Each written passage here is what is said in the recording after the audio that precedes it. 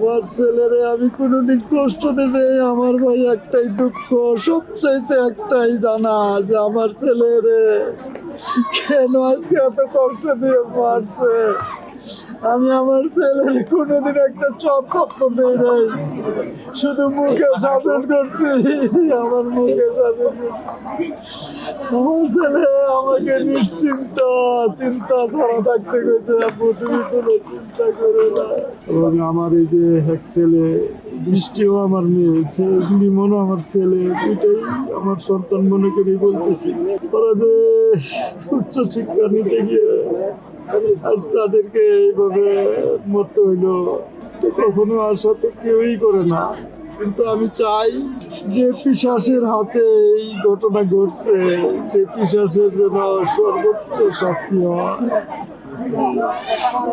যেন নিশ্চিত করে এই দেশের সরকার এবং বাংলাদেশের সরকারের কাছে আমার ওই দেশের শরীফ পুলিশ ওরা তদন্ত করে দেখতেছে, FBI তদন্ত করছে, FBI আমাদের দায়িত্বে কথা বলছে। 200-র বেশি সার্ভিস ও ফিচারে লেনদেনের সব বিকাশ অ্যাপে সম্ভব। আমেরিকান এম্বাসি, ওই দেশের সরকার ঘটনার পরবর্তীতে যা করতেছে আমি সন্তুষ্ট।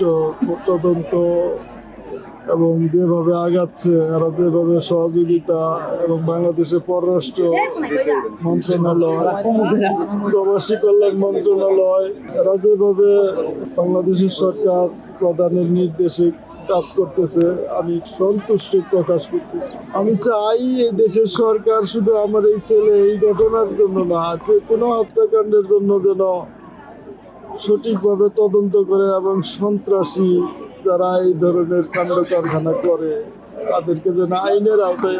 এরকম মর্মান্তিক হত্যাকাণ্ড এটা জামালপুর তথা পুরো বাংলাদেশের জন্য একটা শোকের ঘটনা।